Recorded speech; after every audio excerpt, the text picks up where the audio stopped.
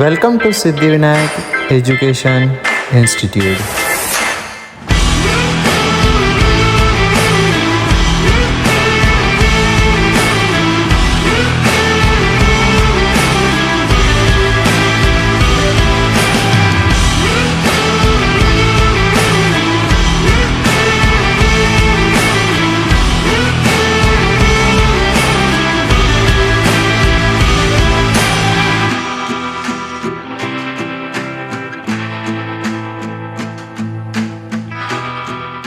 Hello everyone, आप लोगों को कभी ना कभी डाउट हुआ ही होगा कि हमारी जो सेल होती है उसमें कितने क्रोमोसोम्स प्रेजेंट होते हैं और उसमें कितने डीएनए प्रेजेंट होते हैं। तो I am Tejal Chaudhary from Siddhivinayak education institute Gondia, class 11th Vinayak.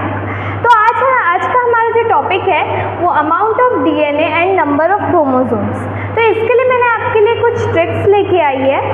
तो जो पहली ट्रिक है, number of DNA molecules is equal to number of chromatids. इसका मतलब क्या होगा कि जो हमारा जो डीएनए मॉलिक्यूल्स है वो इक्वल होगा हमारे क्रोमेटिड्स से। ठीक है, तो इसमें मैं आपको एक एग्जांपल के थ्रू बताती हूँ। तो ये एक क्रोमोसोम है, ठीक है, सॉरी ये एक क्रोमेटिड है जिसमें ये एक है। ठीक है, इसका मतलब क्या होगा, इसमें डीएनए भी एक ही प्रेजेंट होगा। इसमें डीएनए का अमाउंट एक प्रेजेंट होगा क्योंकि इसमें जो क्रोमेटिड है वो एक है। और यहाँ पे अगर हम इस एग्जांपल में देखें, ये एक क्रोमेटिड है और ये दूसरी क्रोमेटिड है। इसका मतलब क्या होगा, इसमें डीएनए भी कितने प्रेजेंट होंगे, 2 डीएनए प्रेजेंट होंगे और जो क्रोमेटिड है वो भी 2 प्रेजेंट होगी। तो ये हुआ हमारा डीएनए का फाइंड करने का। अब हम आते हैं क्रोमोसोम्स को हम लोग कैसे फाइंड कर सकते हैं। तो number of chromosomes is equal to the position of centromere. Centromere मतलब जो 2 क्रोमोसोम्स को मिला के रखता है, जो इंटरसेक्टिंग पॉइंट होता है उसे हम सेंट्रोमर बोलेंगे। इसका मतलब इसमें क्या बोला है, जो क्रोमोसोम है वो सेंट्रोमर से मिला हुआ होगा। कितने सेंट्रोमर से मिला हुआ होगा उतने हमारे क्रोमोसोम्स होंगे।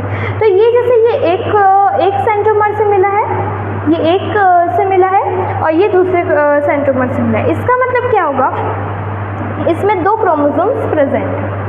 अब यहाँ पे अब हमने देखा है कि जो हमारी जो सेल साइकिल है वो सेल साइकिल के थ्रू प्रेजेंट होती है। तो सेल साइकिल कैसे चलती है, पहले G1 फेज आता है, फिर S फेज, फिर G2 फेज और फिर उसके बाद M फेज। जो M फेज होता है उसमें हम 2 चीज़ें हो सकती है, या फिर मायोसिस या फिर माइटोसिस। ठीक है, अब फिर मैंने आपके लिए कुछ चार्ट लेके आया है जिसमें हम लोग देख सकते हैं कि जो G1 फेज है और जो G2 फेज है, या जितने भी हमें सेल साइकिल चलती है उसमें कितने डीएनए होते हैं और कितने क्रोमोसोम्स होते हैं। उसके लिए हमारे पास एक चार्ट है, तो उसके लिए हम देख लेते हैं। तो ये जो है स्टेजेस है, पहली स्टेज है G1 स्टेज, फिर S फेज जिसे हम सिंथेसाइज स्टेज भी बोलते हैं, ये S फेज जिसे हम सिंथेसाइज स्टेज भी बोलते हैं। And then after G2 phase, फिर हमने देखा था G2 के पास क्या आया था, माइटोसिस। और माइटोसिस में भी 4 होते हैं, प्रोफेज, मेटाफेज, एनाफेज, टेलोफेज और फिर एंड हो जाता है माइटोसिस का। ठीक है, तो इसमें G1 फेज में क्रोमोसोम्स होते हैं 46 और डीएनए होता है 46। और S फेज में जो जिसे हम सिंथेसिस फेज भी बोलते हैं उसमें होता है 46 क्रोमोसोम्स और डीएनए होता है 92।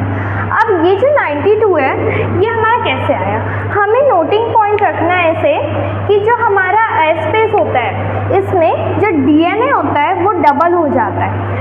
इसका मतलब है कि 46 का जो डबल होगा वो हमारा 92 होगा। इसका मतलब जो हमारा S फेज है उसमें जो डीएनए होगा वो डबल हो जाएगा।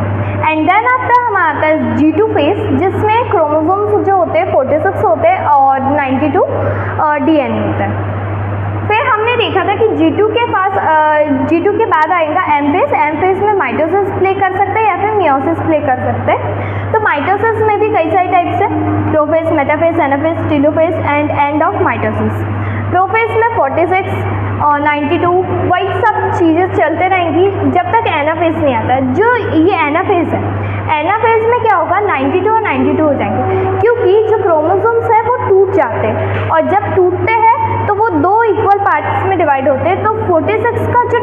जाएगा, क्रोमोसोम्स हो जाएंगे तो 92 एंड डीएनए भी 92 हो जाएगा। फिर टीलोफेज में भी सेम चलेगा। एंड माइटोसिस के एंड में जो हमें डॉटर सेल्स बनेंगी, डॉटर सेल्स में क्या होगा, जो साइटोप्लाज्म है वो एक दूसरे जो क्रोमोसोम्स को डिवाइड कर देगा, 92 पार्ट्स को 2 इक्वल पार्ट्स में डिवाइड कर देगा, तो ये 46 और ये भी 46।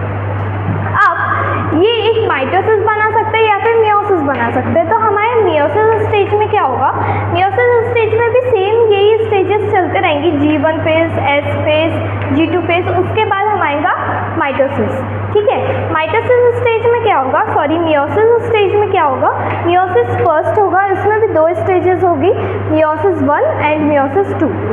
मियोसिस 1 जिसमें सेम 46 और यहाँ पे जो डीएनए होगा वो डबल हो जाएगा, और प्रोफेज में भी 46 क्रोमोसोम्स एंड 92 डीएनए, मेटाफेज में भी 46 क्रोमोसोम्स एंड 92 डीएनए, एनाफेज जिसे हम होमोलोगस क्रोमोसोम्स भी बोलेंगे, सेपरेट होते हैं, जिसमें उसमें भी जो क्रोमोसोम्स है वो 92 होगी और डीएनए क्रोमोसोम्स 46 होगी और डीएनए 92 होगी।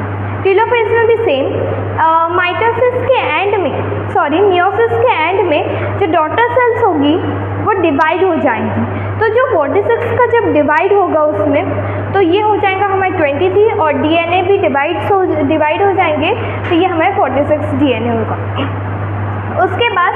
उसके बाद क्या होगा, जो मियोसिस है, मियोसिस 1 देखा हमने, मियोसिस 1 फेज देखा। अब मियोसिस सेकेंड फेज में क्या होगा, प्रोफेज 2। ठीक है, इसमें हमारा सेम वही चलेगा, 23, 46। मेटाफेज में भी सेम वैसे ही होगा।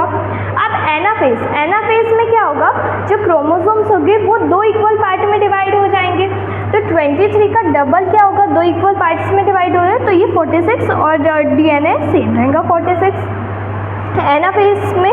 ठीक है, एंड टीलोफेज में भी सेम ऐसे ही होगा, 46 और एंड ऑफ मियोसिस जिसमें हमारे जो क्रोमोसोम्स है वो जो डीएनए है वो 2 इक्वल पार्ट्स में डिवाइड हो जाएंगे, तो हमारा जो एंड ऑफ मियोसिस होगा उसमें भी 23 और 23 क्रोमोसोम्स बचेंगे। ठीक है, तो ये हुआ हमारा number of DNA and number of chromosomes का। Thank you.